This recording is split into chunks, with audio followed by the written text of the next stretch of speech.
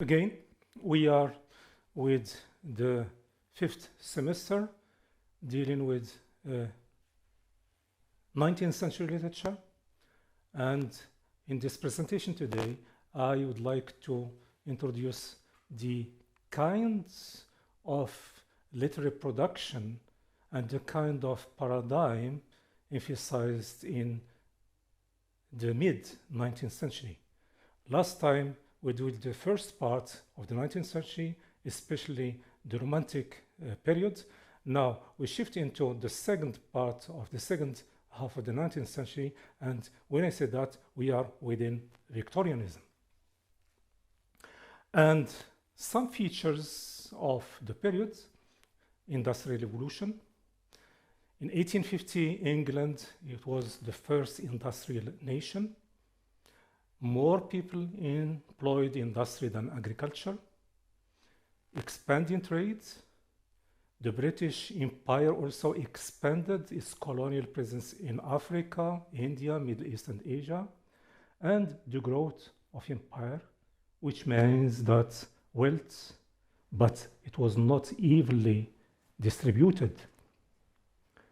Rise of working class, overcrowded slums of large cities, long working hours. I'm dealing with the impact of Industrial Revolution on the social scene, low wages, unhealthy conditions. And for literature, we can refer, for example, to Charles Dickens' writings, Hard Time as an example, Zola's Germinal in France, crime, vice, misery, overpopulation, unplanned growth. Some of the negative consequences of 19th century industrialization.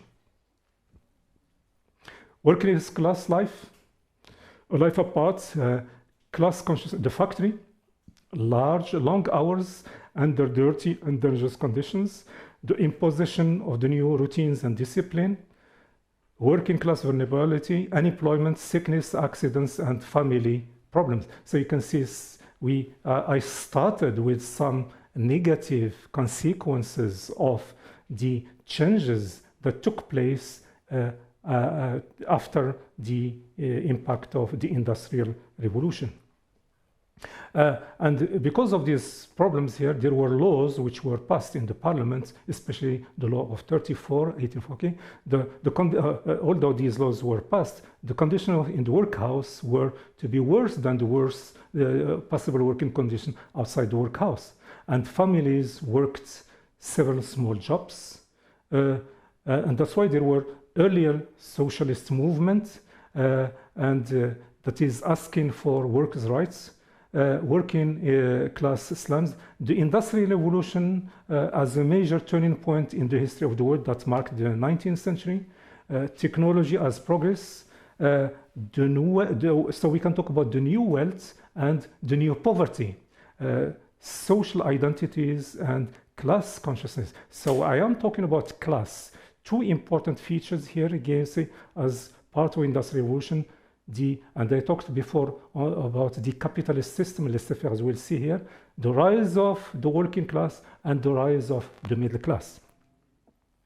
Capitalism, laissez-faire, free trade, new government interfering, working class without effective protection against the abuses of uncontrolled capitalism, movements of reform, healthcare, education, moral improvement. There were movements for reform. That's why the reform bills of 1832, 1867, in order to limit long working hours, child labor, safety regulation, and prison reform. You can see here, these are some of the bills that were trying to protect these vulnerable people of the working class. So the social consequences of industrialization, urbanization, and London's population grew, overcrowding and in poor sanitation. Construction of houses lagged well behind population growth. So on one hand, we have population growth, but the other problems that rose here because of industrialization here: air pollution, water pollution, diseases, the problems of the cities and dangers, and the rise of critiques of the urban scene. Again, if I'm talking about the working class, also the 19th century, the mid-19th century also witnessed the rise of the middle class. Although this middle class is not homogeneous in terms of income occupation, but this kind of class reflected that there was an upward movement which was impossible without education, importance of education in order to have social mobility. So moving socially is not part of heredity, but also part of possession, education that allows people to go up. Respectability, a code of behavior. When we are talking about middle class, we have a series of financial independence, providing for family, avoiding gambling and debt, merit and character aspiration. A type of class that tries to rise up. Gender and the cult of domesticity, the respect of the home, the supersphere, a patriarchal society also, the division of sexual division, and women were not, girls were not allowed to go to school. It was a privilege for boys who were educated in their schools and girls at home. And later, as we will see with Virginia Woolf in the 20th century, she said that in the Victorian period, the ideal woman was the angel of the house. And the idea of legal inequality between men and women.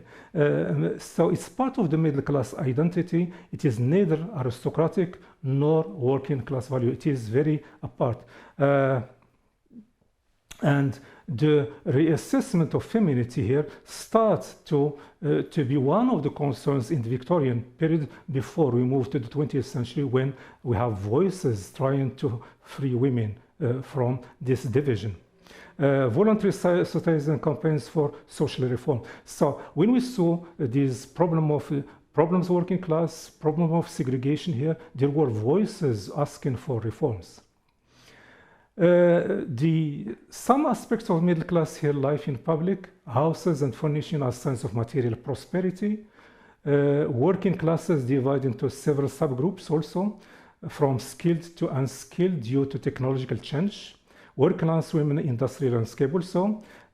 We have the capital and labor. So division of class, those who own the capital and those labor force, and women's work not new. Now, so I'm talking about the middle part of the 19th century. I should not fail to remind you of an important book that Karl Marx wrote in 1848, The Capital, where he examined the power of the dominant bourgeois class and the working class and the force of the labor class in supporting this middle class. Economic problems. Okay? Women's work not new. Industrialization series made it more visible. Women workers were paid less and also were less trustable.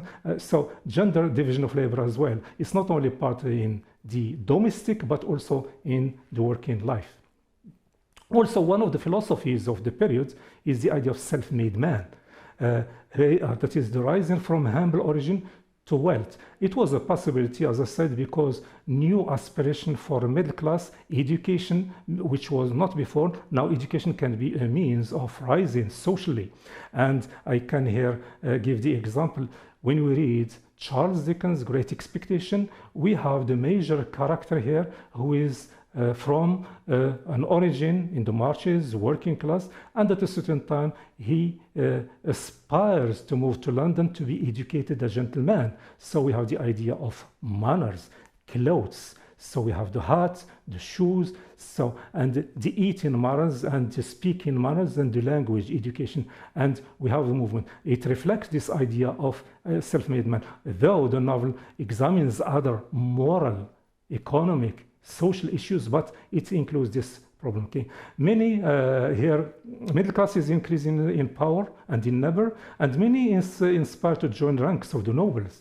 They felt acting properly according to convention and values of the time. So some of the manners were there in the advancement socially. Desire for social advancement frequently appears in literature, as I said, in Dickens. Also marrying above one's tradition, as we have it in, for example, Jane Austen's novels or Bronte's example, Jane. I just give these examples here from the 19th century fiction. Characteristic of this 19th century here, expansion of liberal ideas, freedom of speech, freedom of press, also the importance of journalism here, as in the printing press, as we'll see now, many of the novels were produced, especially in Dickens, in serials. Also bourgeois revolution, nationalism, division of empires, also beginning of colonialism, expansion of empire, industrialization, worker movement. But in literature, we can talk about realism.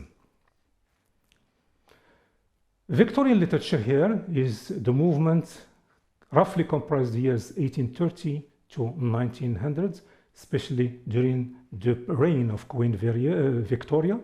It embodied, Victorian literature embodied middle-class virtues, reflected contemporary feminine virtues of more honesty, duty, domesticity, difficulty to accurately determine where the romantic movement of the early, also the transition from one period in Turkey, we can see that the sequence of romantic movement still continue in the other periods. It's difficult to put a definite line between one and the other. Where Victorianism gives way to modernism is also difficult. Also, when we move from Victorianism to modernism, we cannot say where and how, but we can say how, but there are not deadlines because there are continuity of other features from one period into another. Literary periods are never the discrete self-contained realism, which the ontology. So ontologists say that the divide periods, romantic, realistic, and so on, and modernist, but there are continuities as well. For the Romantic writers, they exhibited some well-established habits from previous eras, as I said here. The upheaval is one of the main features of Victorian England, as I said, in terms of society, in terms of manners, in terms of values. And we have, in terms of institution, the change. One of the key elements in the 19th Victorian is upheaval. As we said, it changed because the impact of industrialization and the human behavior has changed. More manufacturing required more coal to be mined from the ground. The economies, laissez-faire, capitalism, I should not come back to these, as I have explained. Rise of middle class. But another important is that we have scientific advancements undermining the position of the church. Darwinian theory also of the evolution and natural selection brought humanity down to the level of animal and reduced the meaning of life to struggle for survival. So it is a blow to the dominant religious ideas. So on one hand, scientific new theory, and also in psychology, William James focus on the consciousness. There is also an internal reality. So religion, science, these are issues that were questioned during 19th century. That's why I say it is an upheaval, because it questioned the traditional dominant ideas of the previous period. The world was dominated by strength. The gaps between the haves and the have-nots widened significantly because it's a problem of class, problem of the dominant class owning money, owning capital, and the majority belonging to the labor force. The poorest of their poor found their lot in life to be worse than it had ever been. So as we said here before, large number of dispossessed farmer peasants migrated from their country. So that's why I see the city is getting larger and larger, problem of urbanization and the negative consequences of this urbanization, demographic. Slums, shanty towns became the norm, and here it is the life of the working class. The fundamental problems or changes taking place meant progress, source of hope and optimism. But for thinkers and writers, that's what concerns us here, is that the inequality present in Victorian, so inequality in society, was a kind of illness that would come to a tipping point. And many intellectuals saw it as their duty to speak out against the injustices of this new and frightening world. So the role of the writers here, unlike the Romantics in the previous period here, is that they took it on their shoulders to speak on behalf and become the spokespeople of these dominated groups. Essayists, I gave some examples. Thomas Carlyle here, against the systematic abuse happening all around him. He saw machinery and industrial revolution as engines of destruction, stripping people of their very humanity. Dehumanizing machine has started to dehumanize human beings. And the level of social consciousness and immediate relevancy found in much of the Victorian writing was something not witnessed before in English letters. People started to become conscious of their social conditions, and writers became spokespeople of these social problems. So rather than turning inside and escaping into fantasy, essayists and novelists here chose directly to address the present social problems of the day. And these problems range from atrocious labor conditions and rampant poverty to the issue of women's place. So also raise the marginalized groups, working class women were. Elizabeth Browning, for example, here, long poem, The Cry of the Children, is an example here. It represents an attack on mining practices in England, specifically the employment of young children to work deep in the mines, an attack to the abuse of childhood. Essayists, and since I'm talking about 19th century literature, I'm talking about this period here, were confronting these social issues, and by mid-century, most poets had moved away from the abstraction, as I said, of the romantic idealists, you see, into a realistic kind of writing. Tennyson was the master of simple and earthy lyricism, for example here.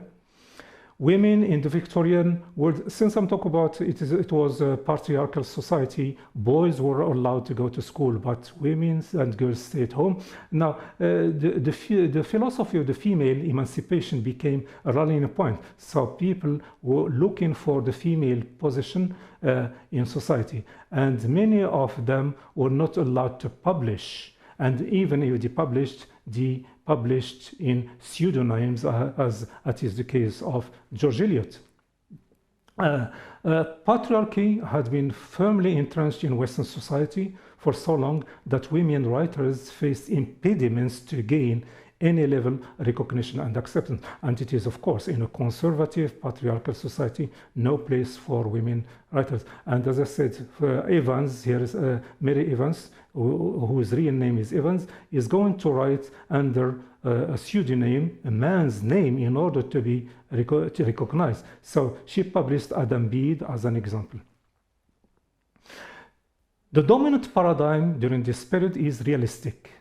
Why realistic? Because it has the quality of journalism and the reflection on a certain reality. And novels played an important role in awakening public conscience to social lives, evils. So as I have introduced some of the weaknesses, the impact of industrialization, the dire conditions of these people, now the role of the writers come here to reflect this awakening consciousness of people.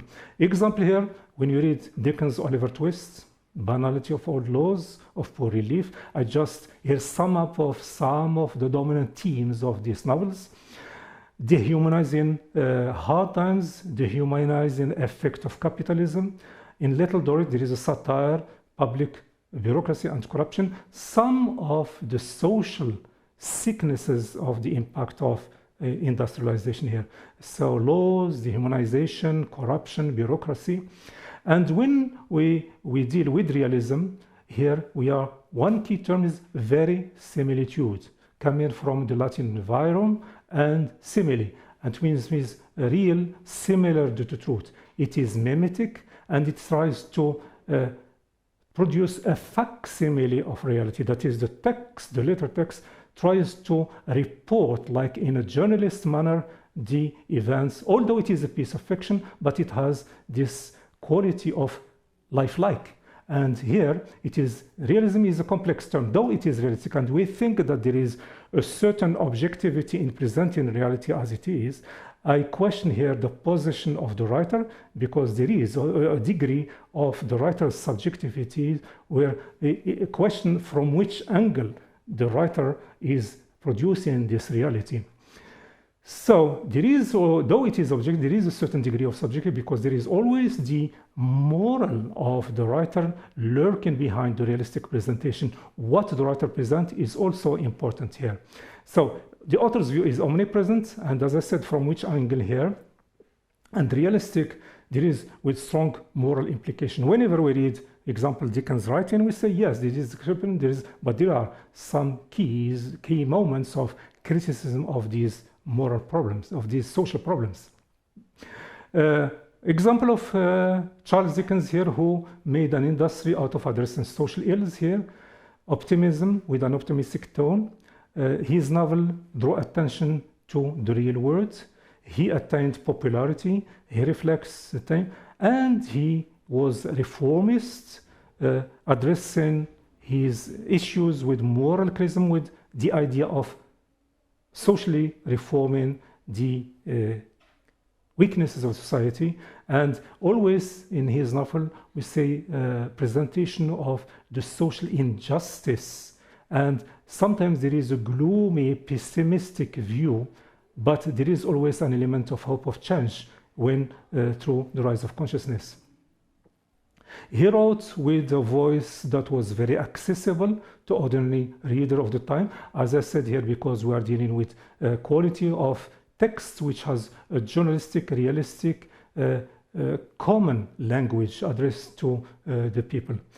The Romantic movement was marked by introversion and abstraction.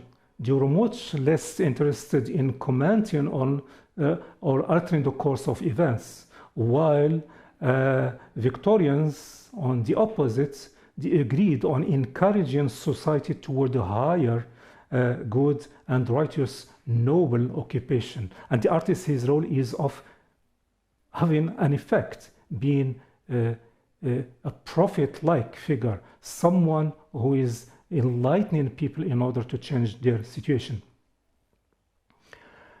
The subject matter of Victorian poetry was quite often socially oriented, like the novel here. If we saw that in the Romantic paradigm, we have this overflow of feelings, the power of imagination, return to nature. Now here, with the realistic paradigm, we have this importance of social issues which are predominant.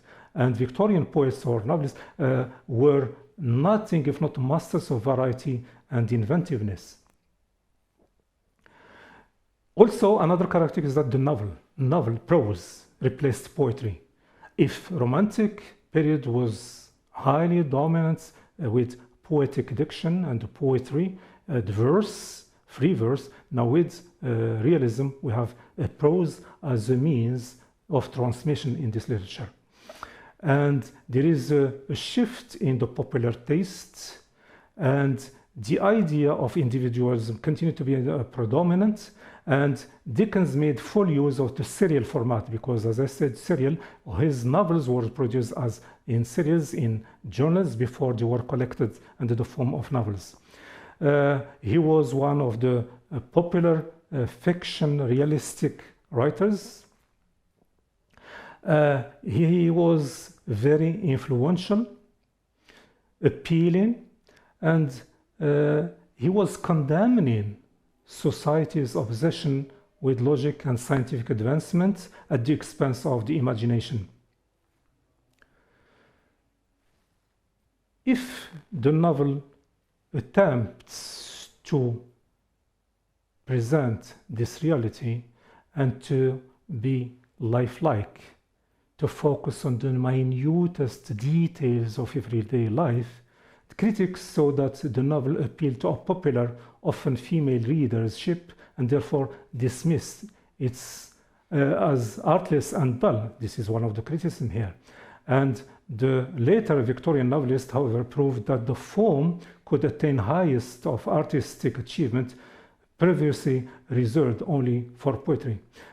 Thomas Hardy, another realistic, naturalistic writer of the end of the 19th century, for example, pushed the novel to its limits, significantly expanding the possibility of form. And we'll see that with Thomas Hardy, we are talking about not only realism, but naturalism, putting history and heredity as other factors which characterize the presentation of characters in fiction. Some of his novels, like Jude Obscures, Thomas Hardy, are introducing some of the epic tragedy, but focus also on the psychology of characters. It is sophisticated and realistic characterization. And Thomas Hardy's gift for characterization would influence an entire generation of writers. So I am moving here from, in the period of the Romantic period, from, for example, Dickens, representation of realistic, into Thomas Hardy as a naturalistic writer here. His poetry and novels, especially now, display tendency that would reach their apex in the early 20th century. And Hardy often created desolate, hopeless worlds where life had very little meaning. For many, the word Victorian conjures up images of overdressed ladies and snooty gentlemen gathered in parlors and reading room. And the idea of manners as well. Manners essentially sums up the social climate of middle-class England in the 19th century. Rules of conduct, large changes as well. So manners, idea of the rules of personal conduct were predominant in Victorian society. The machinization, stream power, working class, middle class, as I said, some of the features of 19th century Victorian period. I should not repeat what I said before, that of the consequence of industrialization, the division of classes, the working conditions, the manners of the middle class, the aspirations of the middle class, main concerns of the period, and how some writers greeted the change with fear and wanted desperately for society to check its relentless pace, and others embraced the new world that was coming into being and thrilled at the progress of science and society. And so we have different voices here, but very important that the realistic paradigm and the realistic moment unveils some of the negative consequences of these changes, especially on the level of the working class, the women conditions, and some of the moral, negative moral issues that some of the members of the middle class are following. And they are also followed by the criticism of the realistic writers. So far, when dealing with 19th century literature, we have to bear in mind the importance of the early 19th century and the mid-19th century. If the first part is focusing on the romantic movement and the focus on the emotional, the spontaneous, the imagination, the second half of the 19th century, as well with Victorian society, is much more focusing on the realistic mode of writing.